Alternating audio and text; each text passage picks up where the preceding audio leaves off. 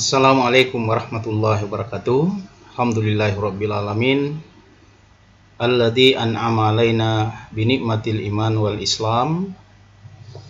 Asyhadu an la ilaha illallah wahdahu la syarikalah wa asyhadu anna Muhammadan abduhu wa rasuluh wa ba'd.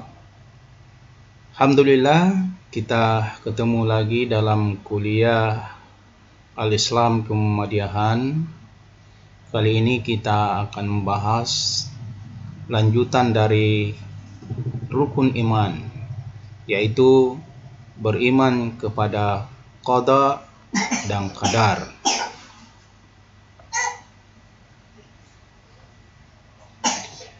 Kita mulai dengan pengertian qada. Menurut bahasa, qada itu bisa berarti hukum, ketetapan, pemerintah, kehendak, pemberitahuan, penciptaan. Sedangkan menurut istilah, ketetapan Allah sejak zaman azali sesuai dengan iradanya tentang segala sesuatu yang berkenan dengan makhluk. Sementara untuk pengertian qada, menurut bahasa, bisa diartikan kepastian, peraturan, ukuran. Sedangkan menurut istilah atau terminologinya, perwujudan atau kenyataan ketetapan Allah terhadap semua makhluk dalam kadar dan berbentuk tertentu sesuai dengan iradanya Allah Subhanahu wa ta'ala. Allah berfirman, alladzi lahu mulkus samawati wal ard walan takhid walada ila akhir ayat, yang artinya kepunyaannya lah kerajaan langit dan bumi, dan dia tidak mempunyai anak dan tidak ada sekutu baginya dalam kekuasaannya.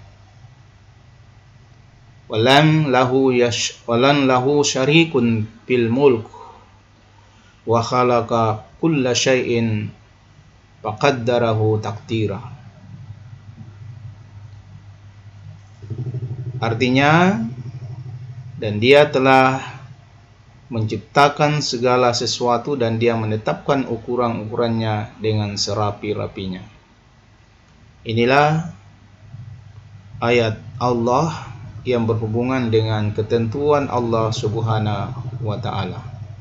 Alladzi lahu mulkus samawati wal ard wa lan yattakhidhu walada wa lan lahu syarikun fil mulk wa khalaqa kulla syai'in faqaddarahu taqdira.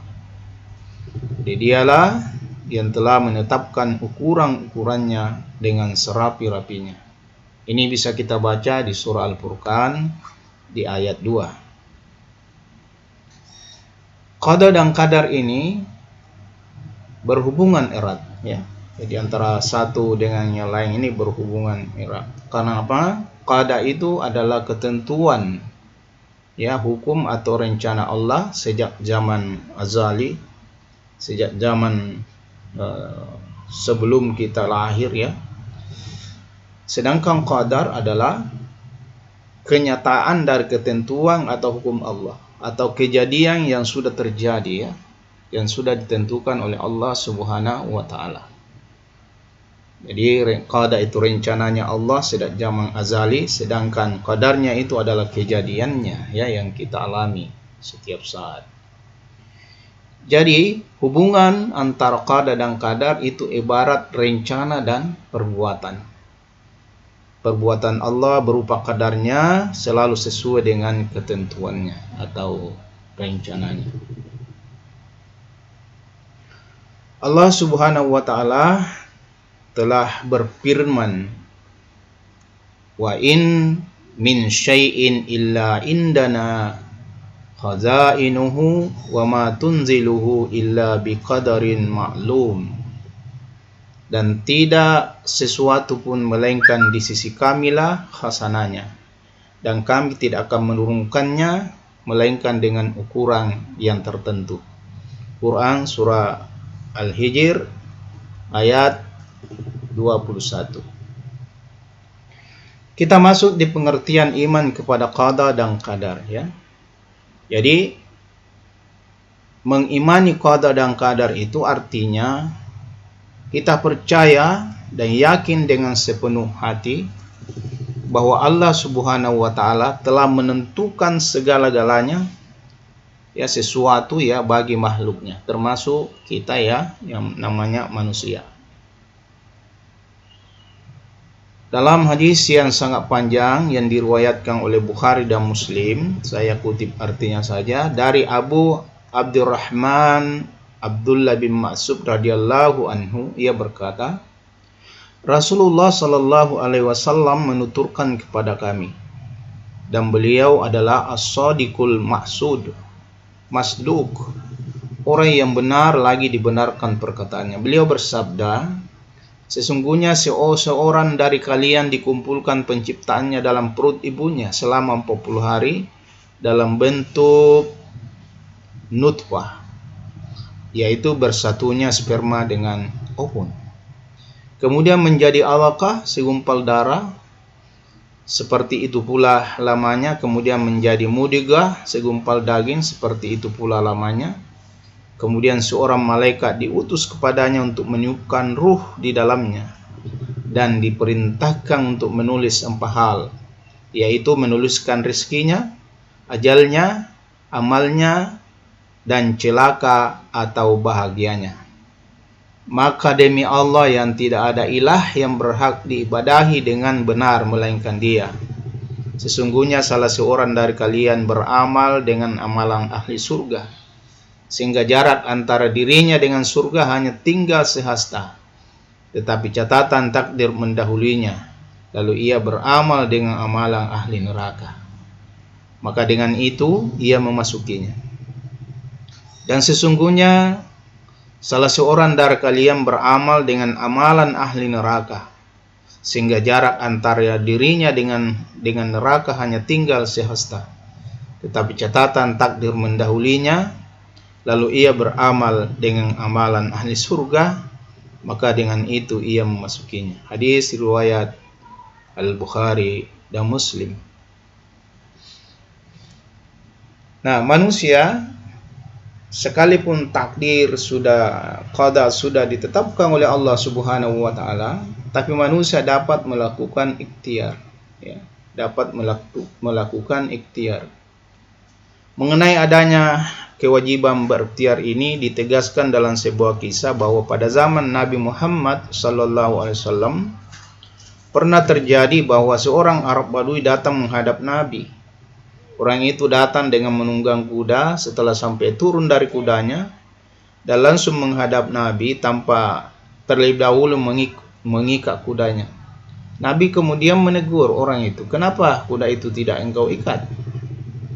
Orang Arab Badui itu menjawab, "Biarlah, saya bertawakal kepada Allah."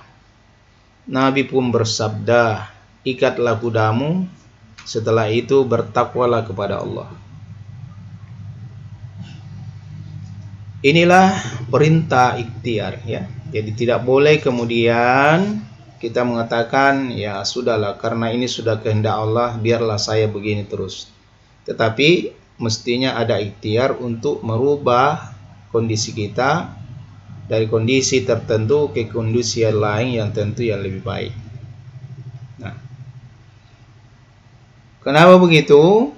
Ya, Allah Subhanahu wa taala menyampaikan bahwa innallaha la yughayyiru ma biqaumin hatta yughayyiru ma bi anfusihim wa idza aradallahu biqaumin su' wala marada lahu wa ma lahum min dunihi min walin. Artinya bagi manusia ada malaikat-malaikat yang selalu mengikutinya bergiliran di muka dan di belakangnya. Mereka menjaganya atas perintah Allah. Sungguhnya Allah tidak merubah keadaan suatu kaum sehingga mereka merubah keadaan yang ada pada diri mereka sendiri. yang apabila Allah menghendaki keburukan terhadap sesuatu, maka tak ada yang dapat menolaknya, dan sekali-kali tidak ada pelindung bagi mereka selain Dia. Jadi kita disuruh dulu berikhtiar, berusaha, karena kita tidak akan mengalami perubahan sesuatu tanpa ada ikhtiar. Nanti setelah itu ketentuan Allah Subhanahu wa taala akan berlaku pada diri kita. Nah, menurut pendapat ulama Anda sekalian, ada dua takdir Allah. Ada namanya takdir mu'allaq, ya, yaitu takdir yang erat kaitannya dengan ikhtiar manusia. Misalnya, seorang mahasiswa ya ingin menjadi insinyur, tentu ikhtiarnya dia harus ya melalui kuliah, ya. Dia harus kuliah, dia harus belajar, ya. Begitu pula misalnya seorang pedagang yang ingin menjadi kaya, tentu dia harus berusaha, itulah ikhtiarnya. Jadi ada kaitannya dengan ikhtiar manusia, tidak akan turun begitu saja. Tetapi yang kedua ada takdir, ya, yang mubram, yaitu ketentuan mutlak dari Allah Subhanahu wa taala yang pasti berlaku. Dan ini ya tidak akan bisa diubah oleh manusia sekalipun, ya. Nah, contohnya di sini kelahiran, ya. Kita tidak akan pernah bisa mengubah kondisi itu. Begitu pula kematian. Tidak akan ada yang mampu ya lari dari kematian.